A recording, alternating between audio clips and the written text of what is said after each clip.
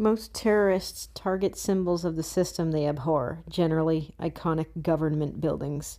Eric followed the same logic. He understood that the cornerstone of his plan was the explosives. When all his bombs fizzled, everything about his attack was misread. He didn't just fail to top Timothy McVeigh's record, he wasn't even recognized for trying. He was never categorized with his peer group. We lumped him in with the pathetic loners who shot people. That is a quote from this book by Dave Cullen called Columbine. I finished reading this book recently.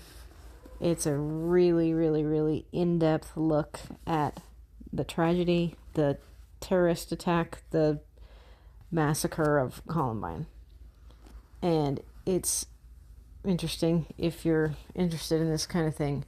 I actually remember seeing this book when it was on the shelf, brand new, like when it was on hardcover, and I like saw it in a bookstore, and I was kind of reading the, flap, and I was like, oh, that looks interesting. It was published 2009, but I didn't buy it for whatever reason, and I found it at Goodwill, of course, and I read it, and now I'm going to tell you about it. So, on 20th April 1999, Eric Harris and Dylan Klebold killed 15 people in 49 minutes. And actually, one of the people who they shot, she only recently died, Anne-Marie Hochhalter. I don't really know how to say her last name. She died in February of last year, 2025, from complications of having been shot, because she was shot and paralyzed and survived. So anyway, I'm just going to tell you about both Eric Harris and Dylan and kind of the aftermath of this tragedy. So Eric was born 9th April 1980, and that makes him an Aries. He had actually only just turned 18.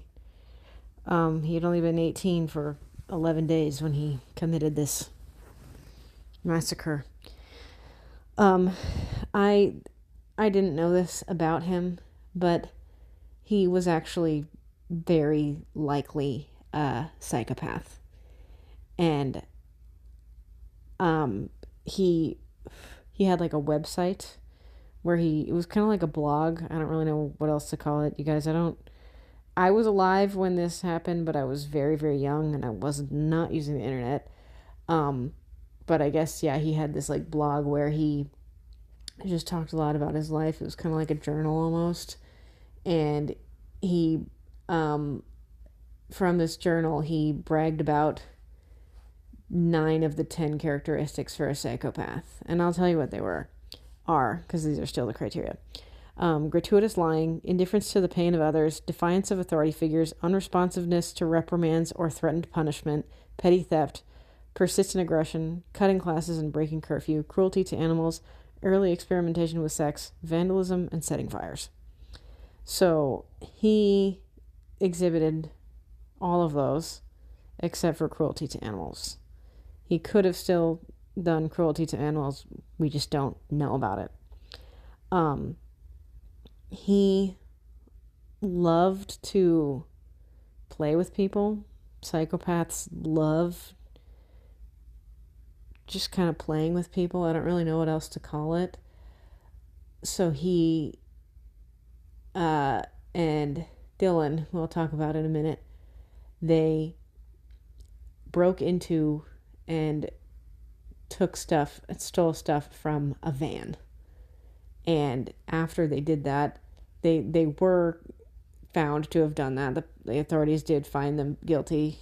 Like, they had all this guy's stuff, and they had to do this program to, get it off their record, because I think they were both 16, 17 at the time of doing it. So, that is a pretty serious crime. But if they did this program, finished this program, then it wasn't going to be on their record. So they did this program, and Eric did it, and he lied a lot. I mean, he knew, how to appear like he was really making the effort, and he was really making the effort, but just to pass this program, right? Just to kind of get it out of his way. In all seriousness, if I had been a similar age to him and met him, if I had met Eric and we were acquaintances, I probably would have liked him. He seemed extremely charming, extremely friendly. He was passionate about things, some extremely stupid things like Nazis. I don't get why people are so in love with Nazis. Like, let's remember the part about them that they lost a fucking war, but I digress. So yeah, he was into Nazis. He had all these like journal entries about violence, about fantasizing about extinction. He talked all about his guns, that kind of thing. And his father was really worried about him. His father really did think there were serious issues with Eric. And both his parents were kind of worried about him because he just had no real, like, solid goals. Because he was a senior, right? He had no solid goals for after high school. He attempted to enlist in the Marines, but didn't get in. But he didn't even know that. He was kind of just doing that for show. He didn't know that prior to having executed this massacre. Anyway, so yeah, he was a very scary individual in my opinion. And he just happened to meet Dylan, and they just kind of happened to be the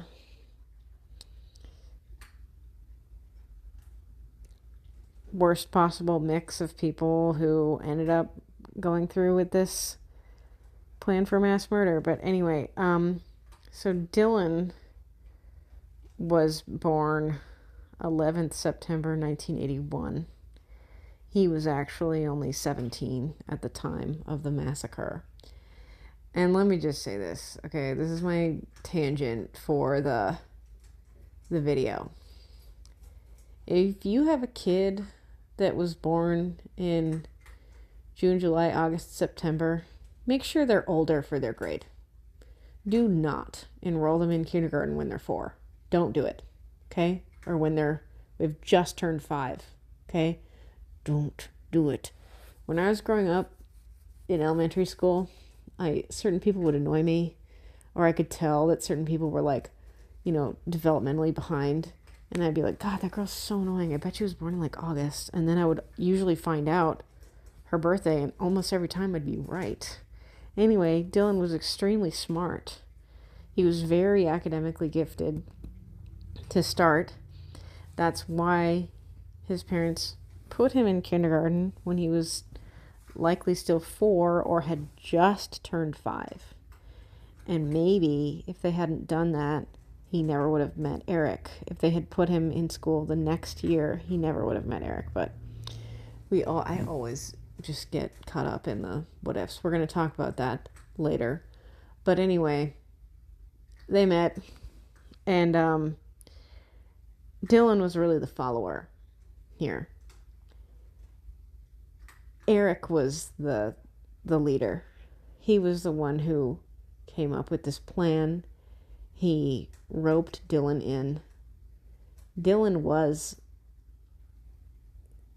for as far as anyone could tell, just from his kind of general behavior and journal entries, Dylan was likely depressed and wanting to kill himself, or had suicidal tendencies before he and Eric committed this massacre. So they were actually planning this massacre for about a year before really going through with it. Which I actually didn't know they had been planning it for that long. But yeah, they were planning it. They had really, really, really in-depth plans. Thankfully, they were teenagers and, failed.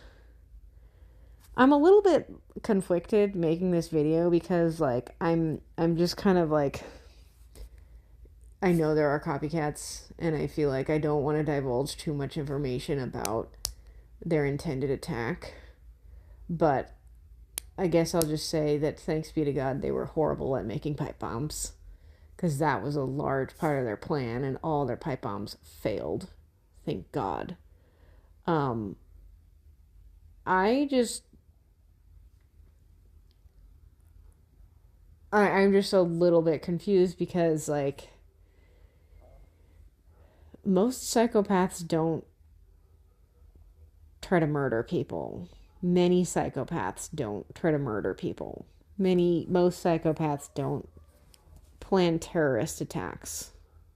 I mean, Eric likely wasn't, he didn't know he was a psychopath, but anyway.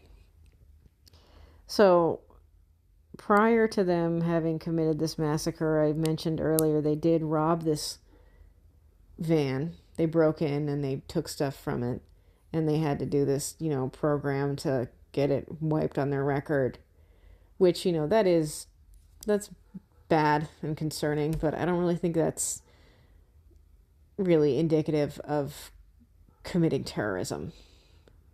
I don't think anyone could have ever thought that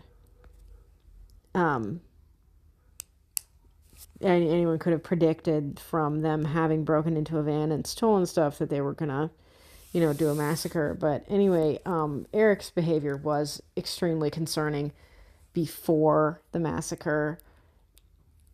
And it wasn't even having to do with the massacre. At one point, he and Eric and Dylan were friends with this guy named Brooks, who is still around, by the way. But I don't even really remember exactly what happened. It does say in the book. I don't even know if it was super clear to the author, but it was some stupid, falling out. So Eric had a falling out with Brooks. And so they were friends, and then they got mad at each other for whatever reason, and then they weren't friends. But what is really concerning to me is that Eric threw a massive chunk of ice at Brooks's car while he was driving it. I think it was off of, he was just getting off of school grounds. He threw this chunk of ice at his windshield and cracked it. And Dave Cullen doesn't explain really what happened there. I assume he paid for it, because you fucking better have paid for it, but that's so dangerous. I don't know how anyone can do that. I don't know how anyone can just get away with that. I think that's incredibly messed up. To make matters worse, Eric was writing about how much he hated Brooks. I don't know, Brooks, he sucked or whatever. And he was giving his address and phone number on the internet, on his website, on his journal or whatever it was. And Brooks's father just had a really bad feeling about Eric. And obviously no one wants there to be doxed. Eric was doxing this kid before doxing was even a word. But that's not okay, to be putting someone's legal name and address and phone number on the internet and being like, this person sucks. Even if no one actually does anything, that's not acceptable behavior, right?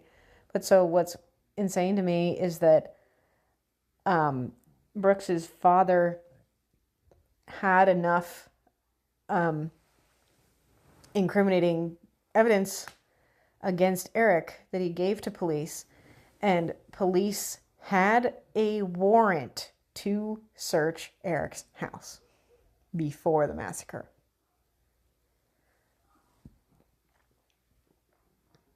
And they didn't follow through. They didn't search his house. If they had searched his house, they would have found guns, which he was not supposed to have.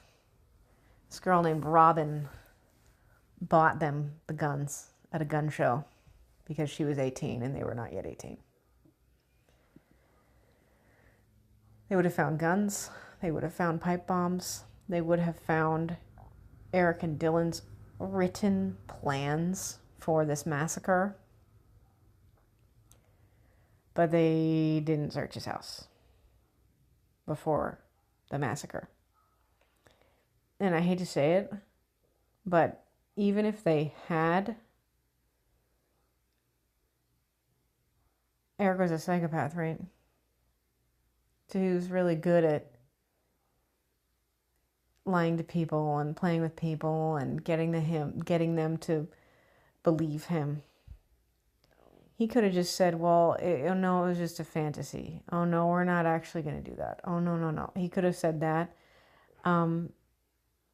But that kind of blew my mind that the police department, the Jefferson County Police Department, did in fact have a warrant to search his home and didn't.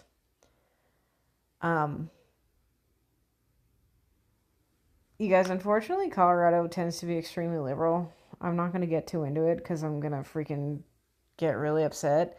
But I don't know if that, even if they had searched it, I don't know if they would have done anything. You know, they might have put him on closer watch or something, or they might have, like, taken his guns away, taken the pipe bombs away. But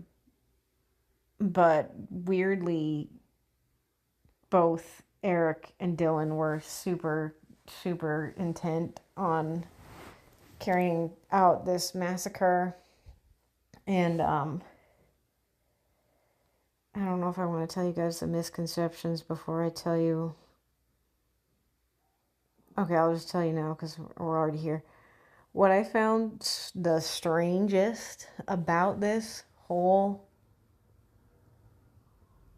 incident about Columbine is both Eric and Dylan they loved making videos, right? You can see a few of their videos on YouTube, their home videos that they made. I used to know this gal who, I think her stepfather was a police officer in Colorado, and apparently, like, the basement tapes of Eric and Dylan were banned, but she told me that, like, all the police officers got to watch these tapes. And I guess they were just a little more graphic. You can read the transcripts, though. You can read the transcripts of them on the Columbine Reddit. What I find so strange about this is both of them, at multiple points before the massacre, made videos of themselves crying, saying they wish they didn't have to do this. They didn't want to have to do this. And even though Eric was a psychopath, he very well could have just been crying about the fact that his life was going to be over. Because I guess it was their plan to kill themselves the whole time. I just don't really comprehend how you could be crying about not wanting to do something you absolutely don't have to do and then go through with it anyway. But that's what happened. So there are a lot of misconceptions about this massacre. Like I said, I was very young when this happened, but it still came up in conversation here and there in school. And I remember hearing this in high school. There was this story that I remember hearing this and thinking it was true, okay? There was this story that Eric was threatening a girl with a gun, and he asked her if she believed in God, and she said yes, and he killed her. That didn't happen. The rumor was that he asked that to a girl named Cassie Bernal. Didn't happen. He murdered Cassie Bernal, and he also hit this other girl who I'm pretty sure was sitting at the same table as Cassie, whose name was Val Schnur. And while she was, bleeding, having been shot, she started praying. And Eric said, "Oh, you believe in God?" Just to kind of, obviously to mess with her. And she was like, "Yeah, yes." But so then this whole lie of him having asked this other girl, Cassie, who he didn't even ask that to, just that became like this whole thing. And her mother wrote this book, and that did not happen. But so another misconception is that there was no such thing as the Trenchcoat Mafia. Okay, there was, but Eric and Dylan were not in it. It was some kids, it was a few kids older than them, like a year above them, that wore trench coats and called it the Trenchcoat Mafia. Eric and Dylan were wearing trench coats at the time of the massacre, but they were not in a Trenchcoat Mafia. And I just remember all these like really embellished lies being put forth by the media, being like, oh, like Marilyn Manson did this, like this was the Trenchcoat Mafia that motivated them. They were bullied. None of that is true. All of that is false. Okay? They weren't bullied. They were not bullied. If anything, this book describes it really well. They were the bullies. Right? Eric and Dylan were popular and had friends. And Eric had girlfriends. Okay? This was not about them having been bullied. I know this is hard for people to understand. It was definitely hard for the freaking media to understand in the 90s. They just didn't really have a motive. They did not have a clear and obvious motive. It was not there. They just kind of felt like doing this. So they did it.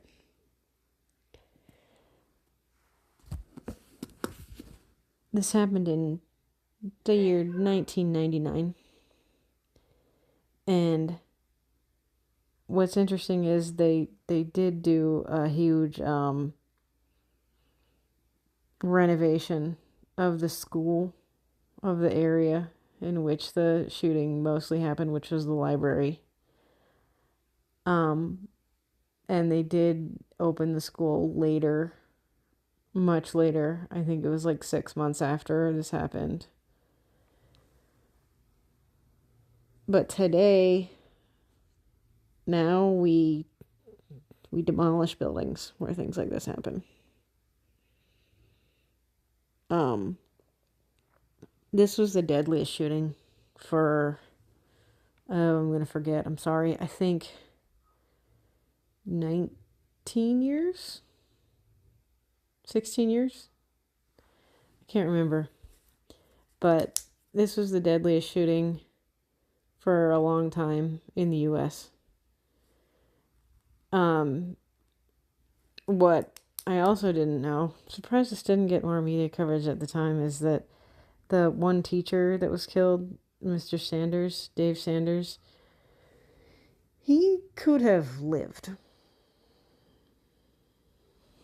He could have made it. But, 49 minutes seems like a long time, but it's kind of not. But also, there's really no protocol for, I think there is now, but at the time there was no protocol for this. This was so shocking and so out of the blue that no one really knew what to do. And unfortunately, Dave Sanders was not rescued in time, and and bled to death, which is just really, really sad. I always forget to say certain things. Okay, I'm going to say one more thing, and then this video is almost over. I mentioned the media a minute ago, and I'm just grossed out at how much of a media circus it became. Right? It became this huge, like, just news frenzy. And what I did really appreciate about this book was that Dave Cullen describes how it affected him. You know, we don't really think about that, but the, ravenous reporters that are fucking things up and often reporting things incorrectly, like the Cassie Bernal story, they get affected too. And Dave Cullen did really describe a lot of how he was affected just for having reported on this, which I appreciated a lot.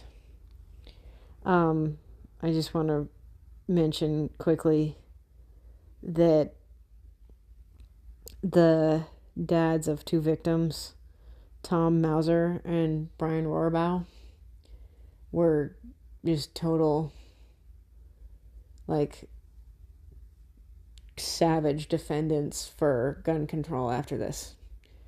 I think Tom Mauser especially, he was just, like, amazing. Honestly, I don't understand, I don't know all the extent of his work, but he really, really just fought so hard for better gun control. And what's crazy is,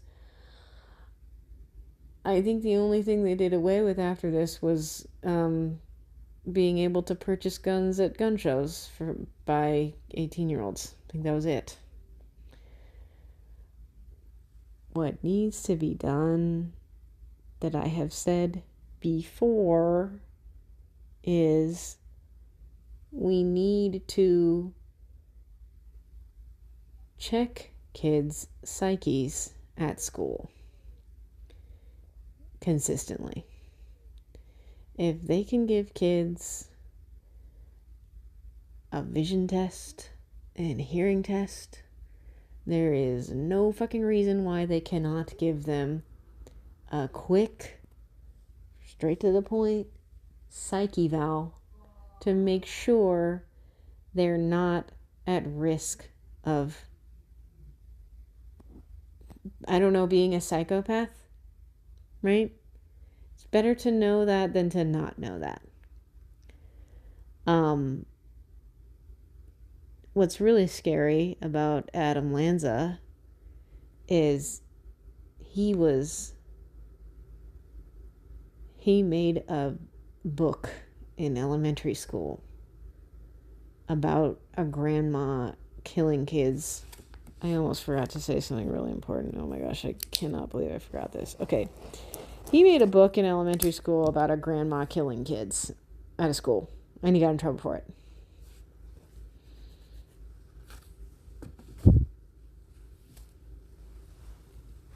And if he had been, better examined, maybe he would have been identified as at risk of extreme behaviors. And a bunch of kids could possibly still be alive, but I digress. So just really quick, going back to the media, I remember they blamed Marilyn Manson. They blamed bullying, right? But I personally have no memory. Like I said, I was very young, so I obviously don't remember everything that well. But I don't recall them having mentioned this game called Doom that Eric was obsessed with. It's a shooter game. I think that was very innovative at the time. Eric was just in love with this game. And I'm pretty sure there is an instance in the game where you go to an actual high school and murder people. That was not mentioned by the media. Dave Cullen does mention it, but I don't remember him really like going into depth about it. Okay. What I thought was really beautiful, but also really heartbreaking was after this. I'm not going to say everything because I don't freaking want to cry, you guys. This book did make me cry at multiple points, but after this happened, a lot of kids, everyone started going to church. But it was evangelical churches, which I don't agree with. But I was happy to see that people were gathering. And Dave Cullen does say that even though there was a massive, massive, surge of people attending churches directly after this having happened, it didn't really make according to pastors in the area, it didn't really make a long-term impact.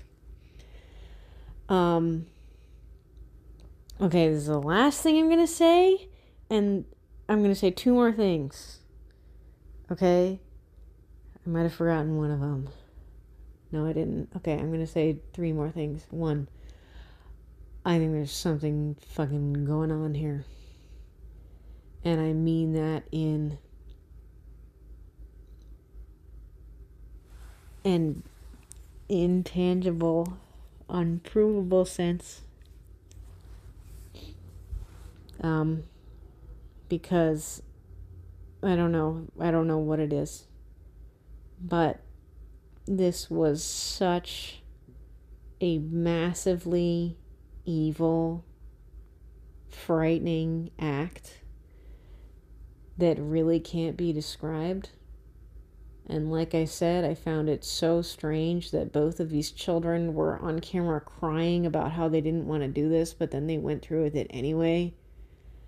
I feel like there was some kind of evil afoot here that got hold of these children. I don't know if I want to call it a demon. I really wonder if there's some kind of link between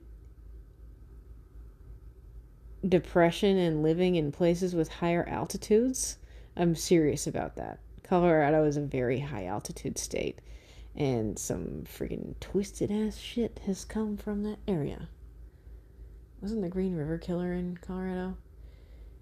I just thought of like 5 horrific things that have happened in Colorado or from Colorado. I don't really want to get into it right now, but 6.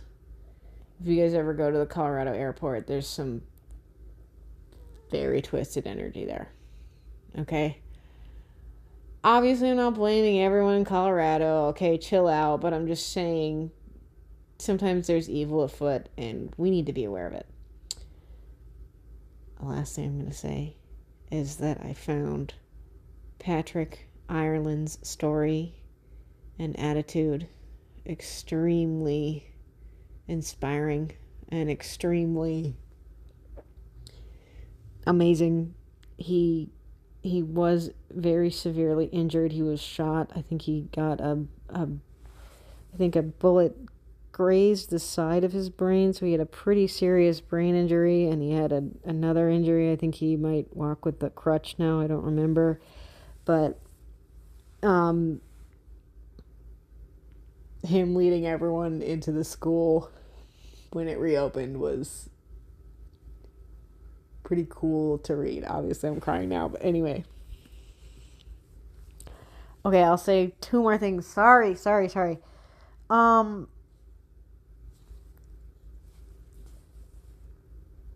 Eric talked about hating people. He talked about hating this person, hating that person, hating Brooks, right? Hating this group of people. He said he hated, I forgot the channel name. I want to say WB. I think he was like, I fucking hate WB channel. But what's interesting is none of the people who he claimed he hated so much, none of them were killed. He didn't murder anyone he said he wanted to murder. He just murdered like a bunch of random people, which is so strange to me.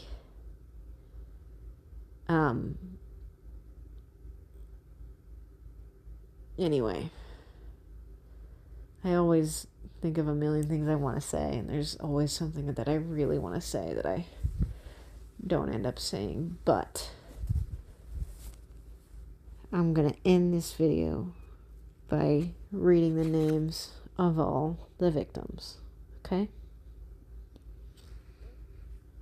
And I'm going to read these names, but there were even more victims than this, okay?